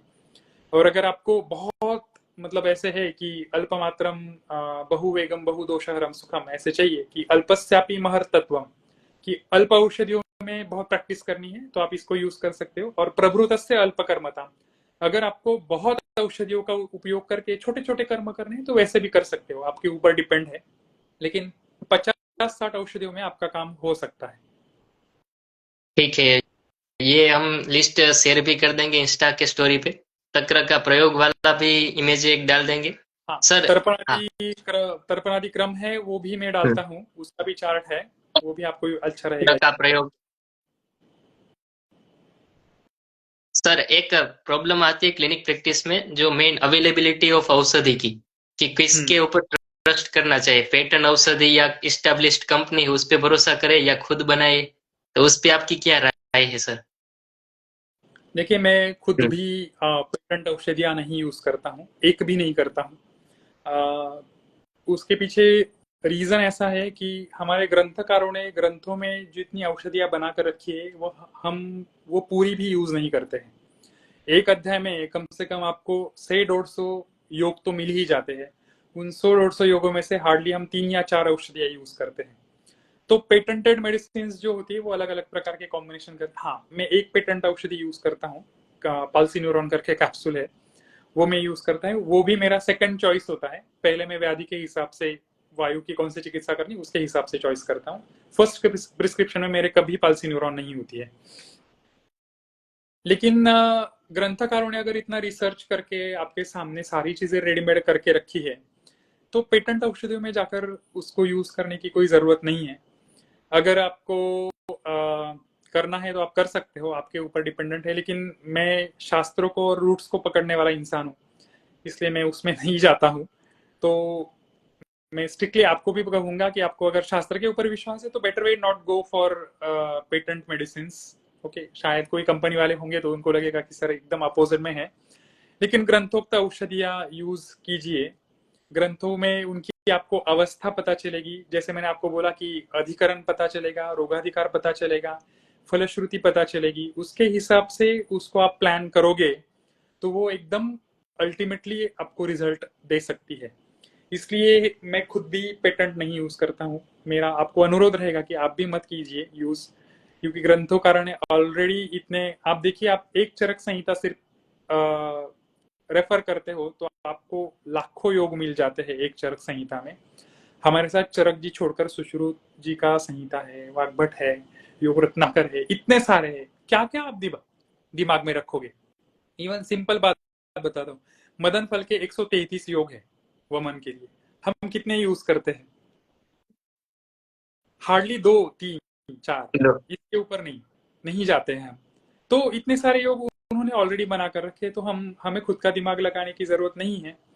तो बेटर वे गो फॉर ग्रंथोक्त औषधियां। औषधियां अगर आप खुद बनाते हो तो मतलब सोने पे सुहागा है, दुग्ध शर्करा योग है अगर आप खुद बनाते हो तो। क्योंकि मेरे गुरु जी जिनके पास मैंने सीखा, आदरणीय वैद्यराज जमदग्नि सर, तो वो तो ऐसे बताते थे कि जब तक वैद्य अपने प्राण उस औषधि में नहीं डालता है तब तक रुग्ण के प्राण हम नहीं लौटा सकते हैं। इसलिए हमारी औषधियां अगर हम खुद बनाते हैं तो वो बहुत अच्छा काम करती है। हमारे औषधियों में पंच तत्व की सारी जो शक्तियां हैं वो होती है। मतलब हमने औषधियां खुद से अगर आपने जमा की हो तो औषधियों में शब्द, स्पर्श, रूप, रस, गंध, ये सारे ज्ञान ग्रास्प करने की उनमें ताकत होती है। जब आप किसी औषधि को बोलते हो ना कि मेरा रुग्ण ठीक करने के लिए मैं तुम्हें लेके जा रहा हूँ, तो वो औषधि को हमारे मन में पढ़ने की ताकत होती है कि इसके मन में ये कौन से रुग्ण के लिए इसका चयन कर रहा है। तो अगर आपके दिमाग में है कि हाँ ग्रहणी का पेशेंट है, मुझे तकरारिष्ट बनाना है और उसके लिए मुझे इस औषधि की जरूरत है, चित्रक की जरूरत है, तो वो चित्रक को पता होता है कि इसकी ग्रहणी को ठीक करना है, तो वो प्लांट ग्रहणी को ठीक करने वाले जो पावर्स है, जो शक्ति है, उसमें डालकर वो हमारे पास आता है। तो मार्केट में मिलने वाला तकरारिष्ट और आपने बनाया हुआ तकरारिष्ट, इनमें आपको 100% ट्रिमेंडस डिफरेंस मिलेगा। लेकिन आप नहीं कर पा रहे हो खुद से बनाकर, तो जो वैद्य बना रहे हैं उनसे लो, या फिर जो वैद्य बना रहे हो उनको ऑर्डर दो कि मुझे ये बना कर दो। ओके, तो ऐसे भी आप कर सकते हो। और अगर ऐसे भी अगर आपको पॉसिबल नहीं है तो बहुत अच्छी कुछ स्टैंडर्ड कंपनियां हैं, यहाँ पर मैं कंपनियों का नाम नहीं लूंगा, आप डीएम करिए, मैं बताता हूँ आपको। ऐसी बहुत सारी स्टैंडर्ड कंपनियां हैं जिनके कुछ प्रोडक्ट, मतलब तेल इन कंपनियों के अच्छे हैं, घृता इन कंपनियों के अच्छे हैं, रस औषधियां इन कंपनियों की अच्छी है। ऐसे आप यूज कर सकते हैं, लेकिन खुद बनाओगे तो रिजल्ट ज्यादा अच्छे मिलेंगे। Okay sir, thank you sir. आपने मेरे सारे सवालों के जवाब आसानी से और आसानी से समझ में आए ऐसा आपने ऑडियंस को परोस के दिया है। मैं ऑडियंस से भी पूछना चाहूंगा, आपके भी जो कुछ भी सवाल है वो अभी आप पूछ सकते हैं। बीच में बहुत सारे लोग पूछ रहे थे लेकिन अभी पूछेंगे तो अच्छा रहेगा। हाँ, आप सवाल पूछोगे तो मजा आएगा थोड़ा, क्योंकि सवाल में से और नई अभी चीजें और हाँ हमें बोलना भी इजी रहता है। हाँ, संभाषा से ही तो हमारे ये आगे बढ़ेगा सब कुछ। तद्विद्य सर संभाषण ज्ञान ऐसे दिया है चरक जी ने। जी, बुक्स के बारे में पूछ रहे तेजस सोनी जी कि बुक्स कौन से प्रीफर करने चाहिए। चरक जी, चरक को यूज कीजिए। अगर आपको चिकित्सा अच्छी करनी है तो बोला है कि चरकस्तु चिकित्सित है, ऐसे दिया है, तो चरक संहिता यूज कीजिए। अगर आपको कल्प कैसे जानने हैं, मतलब कल्प कैसे काम करते हैं, ये अगर आपको जानना है तो रसतंत्र सार करके एक बुक है, उसमें रस औषधियां दी हुई है स्पेसिफिकली। वो आपको देंगे कि ये औषधि इस पद्धति से काम करती है, तो इसको ऐसे यूज करो। जैसे कि एग्जांपल बताता हूँ, आरोग्यवर्धिनी का मुख्य रोगाधिकार है ज्वर, लेकिन हम उसको यूज करते हैं कुष्ठ में। ठीक है, तो वो ज्वर में कैसे यूज करनी है और उसका मोड ऑफ एक्शन कैसे है, उसके हिसाब से आप आरोग्यवर्धिनी ओवुलेशन करवाने के लिए भी यूज कर सकते हो। ठीक है, मतलब ओवुलेशन अगर नहीं हो रहा है तो उसको ओवुलेट करना है, तो आरोग्यवर्धिनी ओवुलेशन करवाती है। आपको सिर्फ लॉजिक पता होना चाहिए कि आरोग्यवर्धिनी कैसे यूज होती है। ठीक है, तो इस पद्धति से आप वो रसतंत्र सार पढ़िए, उसमें आपको रस औषधियों के बारे में मिलेगा। सहस्त्र योगम एक बुक है, उसकी सीसीआरएस की एक कॉपी आती है, वो बुक आप गुरुता और तैलों के लिए यूज कर सकते हो। अगर आपको वो कॉपी नहीं मिल रही है, सिंपल भेषज रत्नावली यूज कीजिए, उसमें भी बहुत सारे कल्प आए हुए हैं। ज्यादा मतलब ऐसे कोने में जाकर कोई मतलब वंग सेन का ये योग वगैरह इतना ज्यादा यूज करने की जरूरत नहीं। आप प्रैक्टिस में जब बोर हो जाते हो ना, तब उन चीजों में घुसो। पहले प्राइमरी ये जो चीजें आई है, इनमें भी आपको प्रैक्टिस करने में बहुत मजा आएगा। तो ये बेसिक 2-3 बुक्स है, इनको आप यूज कीजिए। अकेले चरक जी भी काफी है, उनमें भी बहुत सारे योग आए हुए हैं। हम्म। जी, शोभा जी पूछ रहे हैं कि आप कौन कौन से रसायन का प्रयोग करते हैं चिकित्सा में, प्रैक्टिस में? बहुत सारे रसायन हैं। प्लेन जो रसायन चूर्ण आया हुआ है उसका उपयोग मैं करता हूँ, जो बहुत सारे वैद्य करते भी है। ठीक है, रसायन चूर्ण का उपयोग करता हूँ, मंडूक पर्णी का स्वरस यूज करता हूँ, तिल रसायन आया हुआ है, वर्धमान पिपली रसायन आया हुआ है, उसका उपयोग करते हैं। च्यवनप्राश भी यूज करता हूँ। ठीक है, हो सके उतना मैं पेशेंट को बोलता हूँ कि आप घर में रहने की कोशिश करो। बेटर वे मैं पेशेंट को बोलता हूँ कि अगर आपको चाहिए कि च्यवनप्राश की इफेक्ट अच्छे से आए, तो हो सके उतना सूरज की गर्मी से दूर रहने की कोशिश करिए, तो उसके रिजल्ट और ज्यादा खुल के आते हैं। तो ये बेसिक चीजें मैं यूज करता हूँ। सिंपल आमला का रसायन करके आया हुआ है, वो भी बहुत अच्छा यूज होता है। वागबट में एक गांगेरुखी रसायन आया हुआ है, वो भी शोथ में बहुत अच्छा काम करता है। क्रॉनिक रिनर फेल्यूर के जो पेशेंट होते हैं, उनमें वो रसायन अच्छा काम करता है। तो इतनी सारी चीजें मतलब कॉमनली मैं यूज करता हूँ रसायन में। चंद्रकांत जी पूछ रहे हैं, सर संधिगत वात में कौन सा घृत से स्नेहपान करा? किसमें? कटिगत वात में? कौन से व्याधि में? संधिगत वात, संधिगत वात। अच्छा, संधिगत वात में स्नेहपान किससे करना है? हाँ, कौन से घृत से कराना चाहिए? ओके, देखिए, संधिगत वात ये जो एंटिटी है, इसमें कोई भी वात व्याधि हो, सिर्फ संधिगत वात नहीं। इसमें 2 प्रकार होते हैं, एक मार्गावरोधजन्य होता है और एक वात प्रकोपजन्य होता है। तो स्वतंत्र और परतंत्र, इस पद्धति से अगर आप सोचोगे, तो स्वतंत्र वात व्याधियों की अगर आप चिकित्सा करते हो, तो उसमें ब्रूहणीय कल्पों का उपयोग करिए, ब्रूहणीय घृतों का उपयोग करिए।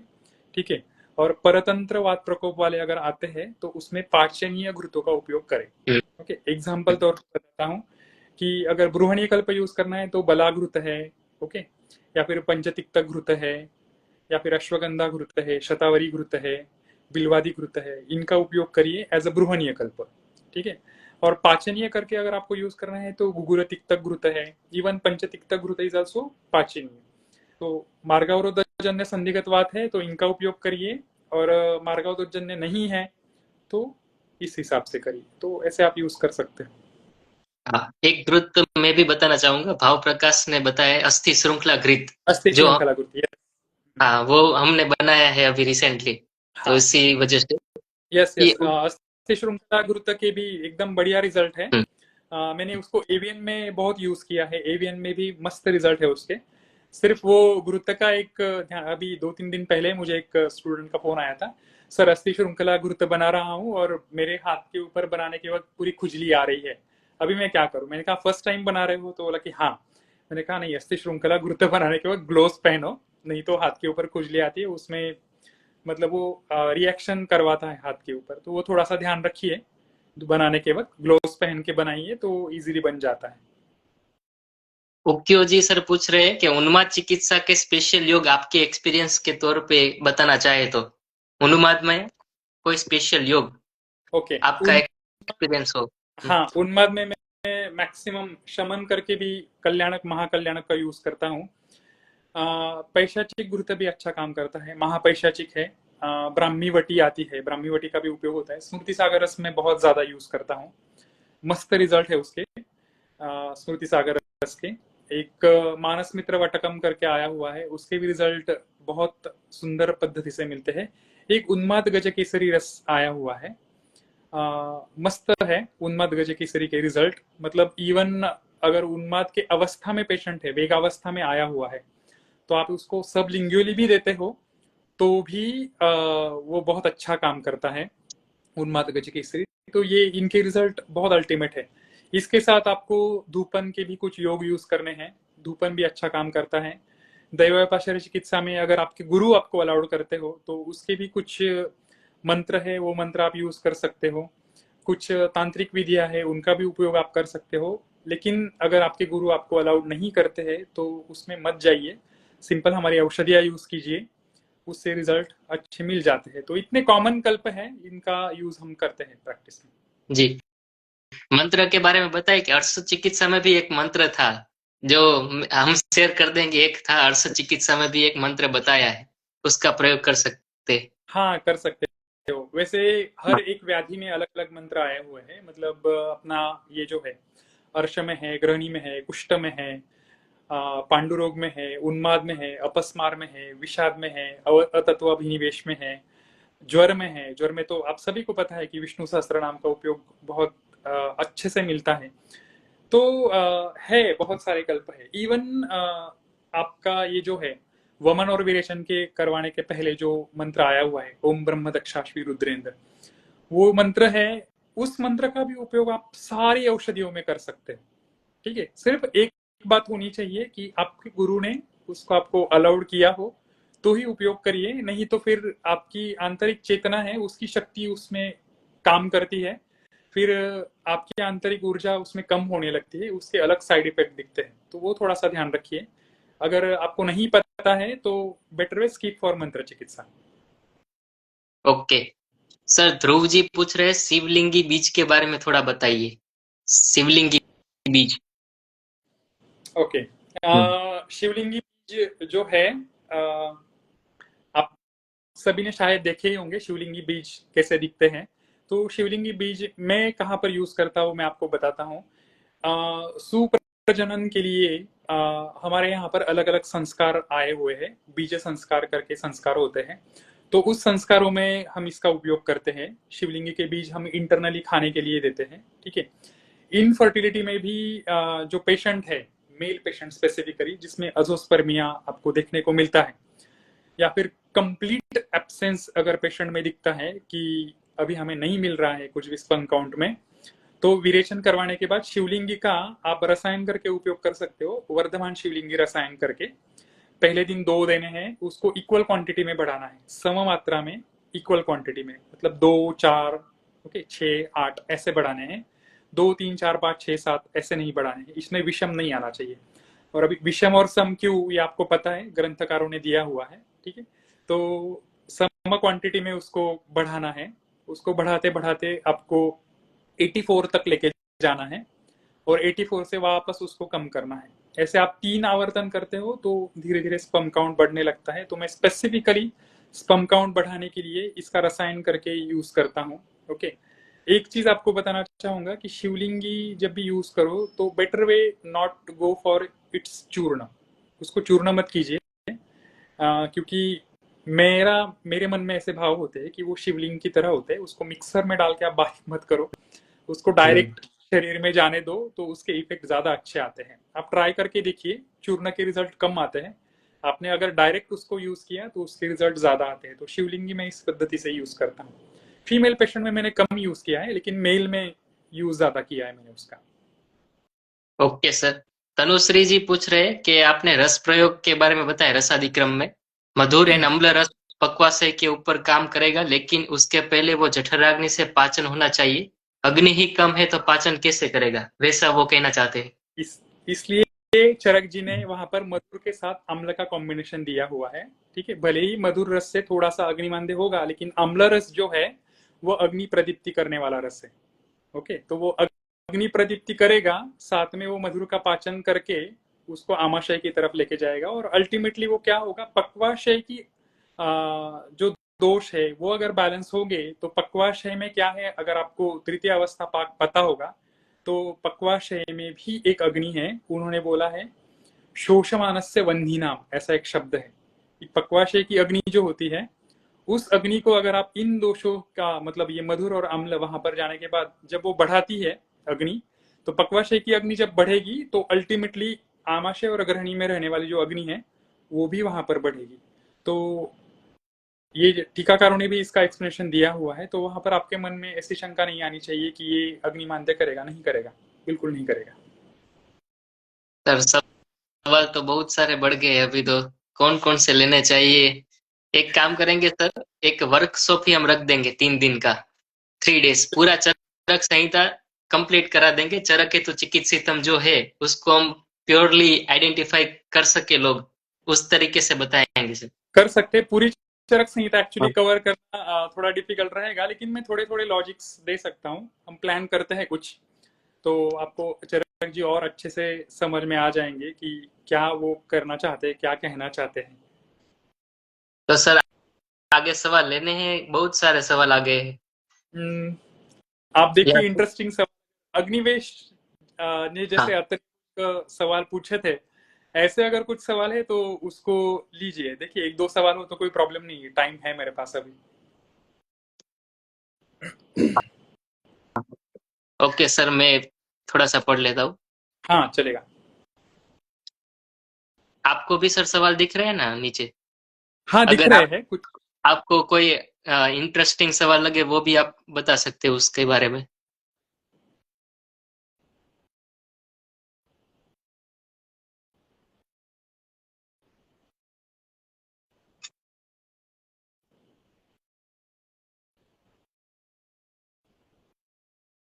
पंचकर्म इन इमरजेंसी सर आपकी स्पेशलिटी है, इमरजेंसीज आप हैंडल करते हैं, तो उसके बारे में बताइए सर। एक एक ने पूछा है, आप ओके, कैसे इमरजेंसीज को हैंडल करते हैं? देखिए पंचकर्म, अभी तक मैंने जितने कर्म किए हैं ना, बाय गॉड ग्रेस, मैंने आज तक जितने वमन किए हैं या फिर जितने विरेचन किए हैं, आज तक एक भी कॉम्प्लिकेशन नहीं हुआ है।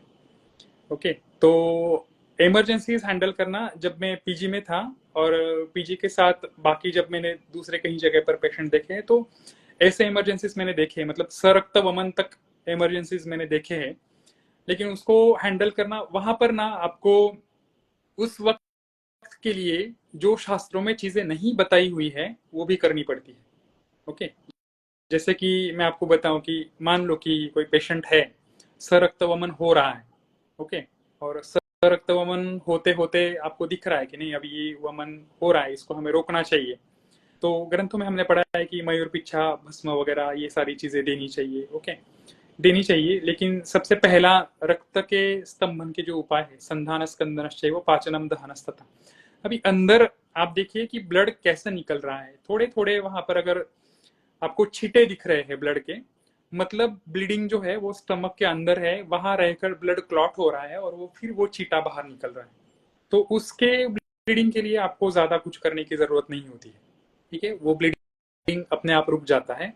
लेकिन वमन में अगर फ्रेश ब्लीड हो रहा है, मतलब पेशेंट आपके सामने दिख रहा है, वो जो पहले मैंने आपको बोला है कि छींटे जो दिख रहे हैं दैट इज रक्त चंद्रिका। ओके, कि वो दिखता है उसी की तरह। लेकिन अगर फ्रेश ब्लड वोमिट आउट हो रहा है तो वहां पर आपको स्तंभन करना करना और 100% करना ही है। और उसके लिए सबसे श्रेष्ठ जो द्रव्य है दैट इज स्तंभने शीता, शीत द्रव्यों का उपयोग आपको करना है, स्तंभन करना है। वमन का भी स्तंभन करना है और रक्त का भी स्तंभन करना है। दोनों को स्तंभन करने के लिए आपको आइस कोल्ड वाटर पेशेंट को पिलाना है। ओके, तो स्तंभन करना है, शीत करना है, अंदर जाना चाहिए। उसके साथ दो तीन चीजें होती है, उदकम आश्वासकरणम, जल जो होता है वो आश्वासक होता है। पेशेंट के पेट में ठंडा पानी जाता है तो तुरंत पेशेंट को फील होता है नहीं अभी ठीक लग रहा है। ओके, साथ में वो शीत है, साथ में वो पानी भी है, स्तंभन भी करने वाला है, दोनों तीनों काम हमारे एक साथ हो जाते हैं। ठीक है, फिर उसके साथ आप शीत द्रव्य जो है उनका उपयोग करिए। ये ऐसा एक एग्जाम्पल है। ऐसे जैसे जैसे कॉम्प्लिकेशंस होते हैं उसके हिसाब से आपको इसको प्लान करना है। ठीक है, तो अभी ऐसे बताने के लिए जाए इसके ऊपर हम अलग से सेशन रखते हैं चाहिए तो, कि हर एक कॉम्प्लिकेशंस में आप क्या क्या कर सकते हैं। ओके सर, ये हम वो 3 days का वर्कशॉप करने वाले हैं ना, उसके उसमें कवर कर लेंगे। करेंगे करेंगे। हाँ। और कोई सवाल है तो देखिए।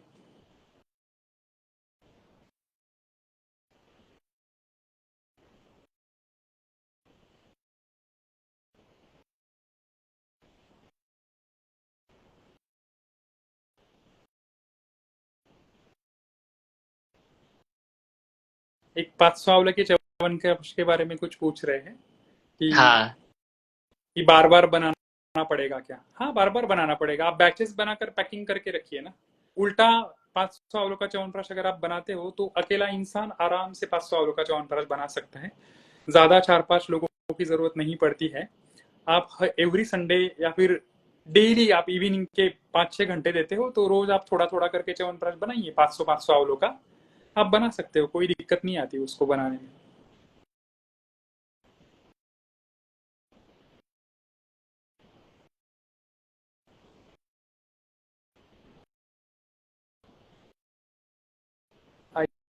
आई थिंक वो डिस्कनेक्ट हो गए हैं।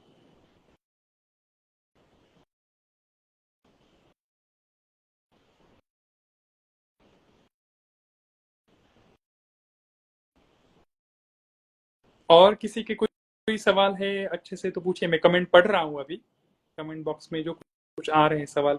अगर किसी का स्किप हो गया हो तो बोलिए। कैंसर में यूज होने वाले कल्प, पंचकर्मा एंड चिकित्सा एंड हेयर फॉल। ओके, देखिए कैंसर में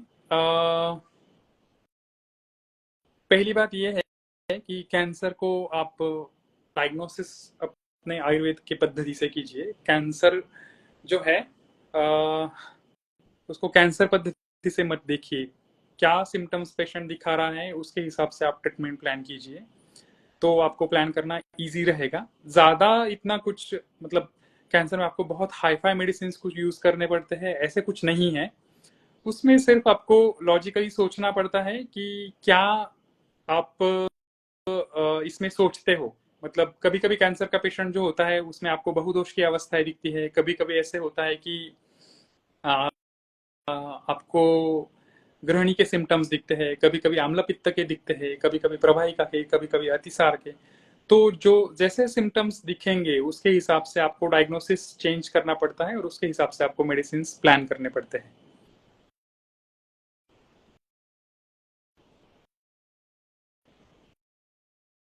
सर, रक्त की कमी के कॉम्प्लिकेशंस के लिए रक्तपान की जगह रक्त बस्ती दे सकते हैं। रक्तपान करना इज अ डिफिकल्ट थिंग, मैंने आज तक नहीं किया है, लेकिन रक्त बस्ती मैंने ट्राई किया है। रक्त बस्ती में ऐसे होता है कि मैंने 1-2 पेशेंट में जब करके देखा था तो पेशेंट को हाइपर सेंसिटिविटी के रिएक्शन आए थे। तो उसके बाद मैंने रक्त बस्ती मतलब मैंने वो समझा कि नहीं, ये इसमें और कुछ चीजें हैं जो मैं स्किप कर रहा हूँ, मेरे से वो छूट रही है। बाद में मैंने रक्त बस्ती ट्राई नहीं किया है, लेकिन रक्त बस्ती ट्राई कर सकते हो। बीच में ऐसे रिसर्च भी हुए हैं कि जिसमें डायरेक्टली ह्यूमन ब्लड जो है, मतलब फॉर एग्जांपल मैं पेशेंट हूँ, मेरा ब्लड ग्रुप जो है वो ओ पॉजिटिव है और उसमें मुझे रक्त बस्ती देना है, तो ओ पॉजिटिव ही ब्लड लाकर उसका ह्यूमन ब्लड का ही बस्ती देने की कोशिश की है, लेकिन उसमें भी हाइपर सेंसिटिविटी के रिएक्शन आए हुए हैं। तो ऐसे बहुत सारी चीजें होके गई है। कुछ चीजें हमसे मिस हो रही है जो चरक और सुश्रुत ने दी हुई है, वो अगर आगे आती है तो पेशेंट भी रेडी होना चाहिए। तो रक्त बस्ती आप कर सकते हो, थोड़ा डिफिकल्ट होता है। Sir, please explain panchakarma in I diseases. Yes, I diseases में भी पंचकर्म किए जाते हैं। कोई भी आप देखिए जितने भी इंडिकेशंस और कॉन्ट्राइंडिकेशंस सारे पंचकर्म के जो आए हुए हैं उसमें तिमिर नाम का व्याधि है जो सारे इंडिकेशंस में आया हुआ है। आप थोड़ा सा अगर अचरक जी को अच्छे से पढ़ोगे आपको समझ में आएगा।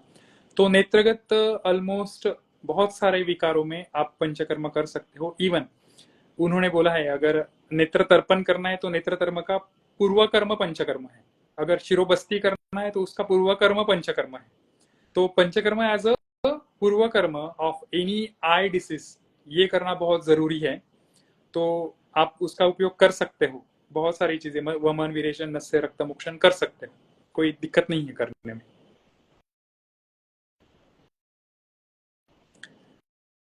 देखिए बहुत सारे सवाल आ रहे हैं, इतने सारे सवाल मतलब कवर करना थोड़ा डिफिकल्ट है मेरे लिए भी। हम और एक, जैसे अभी इनसे बात हुई, हम और एक वेबिनार वगैरह अरेंज करेंगे और उस वेबिनार में हम कोशिश करेंगे कि आपके सारे क्वेश्चंस जो है उसको हम कवर करेंगे। टॉपिक भी हम आपसे ही पूछेंगे, आप मुझे डीएम कर सकते हो कि हाँ सर, पंचकर्म संहिता जो हमारा पेज है उस पर डीएम कीजिए कि सर ये जो टॉपिक है इनको कवर कीजिए, क्लिनिकली ये ज़रूरी है। ठीक है, तो उसको हम अरेंज करते हैं। ठीक है, आज के लिए हम यहाँ पर रुकते हैं, टाइम थोड़ा सा कम है इसलिए, और हम वापस वेबिनार में मिलेंगे। हम अरेंज करते ही है, देखते हैं हम कैसे अरेंज होता है, आपको हम बताएंगे।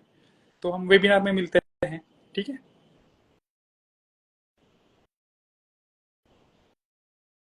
चलिए फिर आज के लिए यहाँ पर रुकते हैं।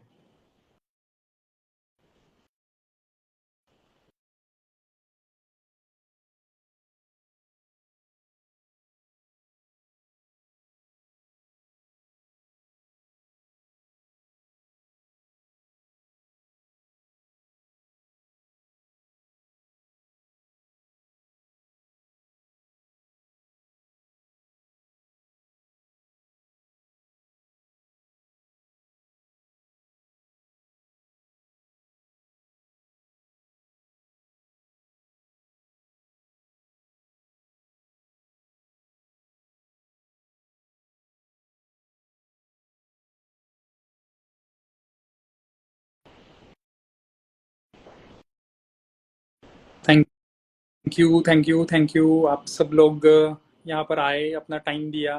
Thank you so much.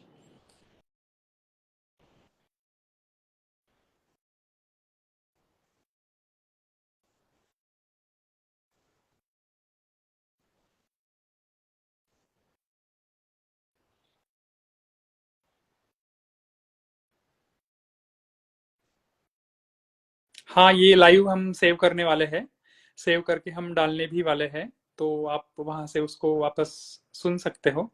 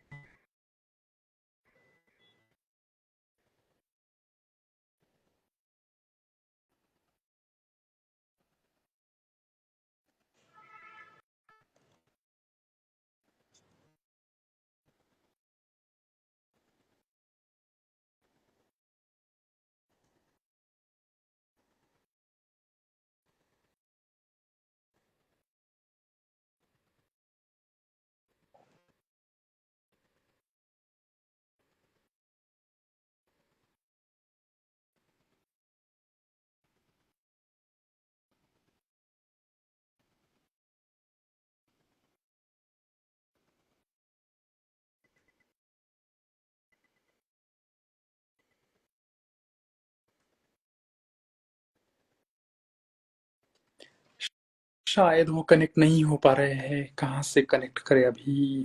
ठीक है, रिक्वेस्ट सेंड हुई है, ओके।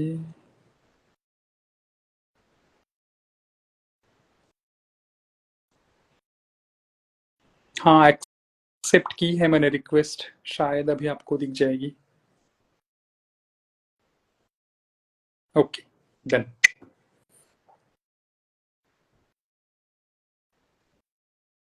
ओके सर, मैं दिख रहा हूँ सर? हाँ, दिख रहे हो। सर वो थोड़ी सी टेक्निकल इश्यू आ गया था, मेरा फोन की बैटरी कम हो गई तो ऑटोमेटिक बंद हो गया। ओके, मैंने बहुत सारे सवाल देखे, 2-3 आंसर्स भी किए, बाद जी में मैंने उनको एंड करने की भी कोशिश की।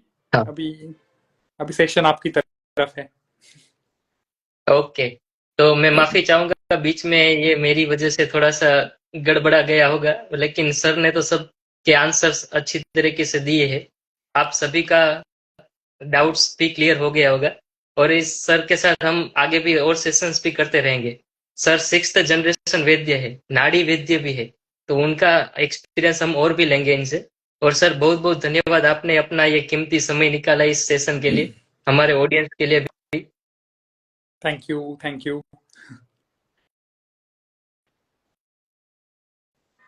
ओके, बहुत बहुत धन्यवाद सर। जय धन्वंतरी सर। जय धन्वंतरी। ओके। ऑप्शन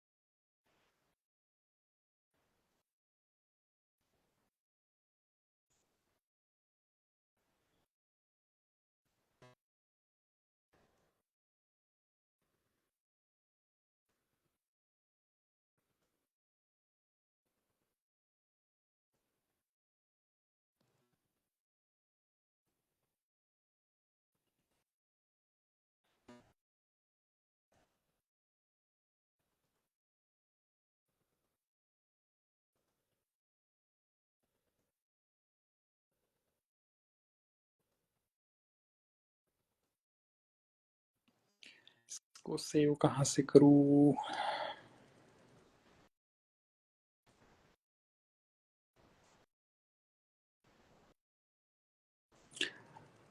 हाँ जिगर, मैं वही ढूंढ रहा हूँ, मैंने ही स्टार्ट की थी। कैसे मुझे सेव करना है? सेव का ऑप्शन कहाँ पर है?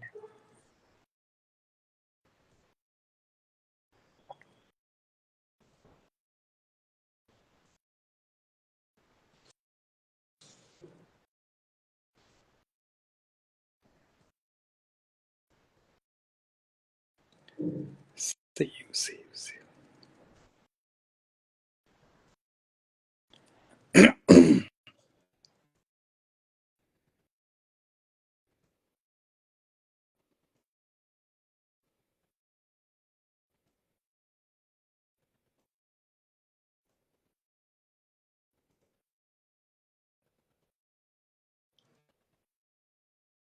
ओके, एंड करने के बाद ऑप्शन आएगा, ठीक है।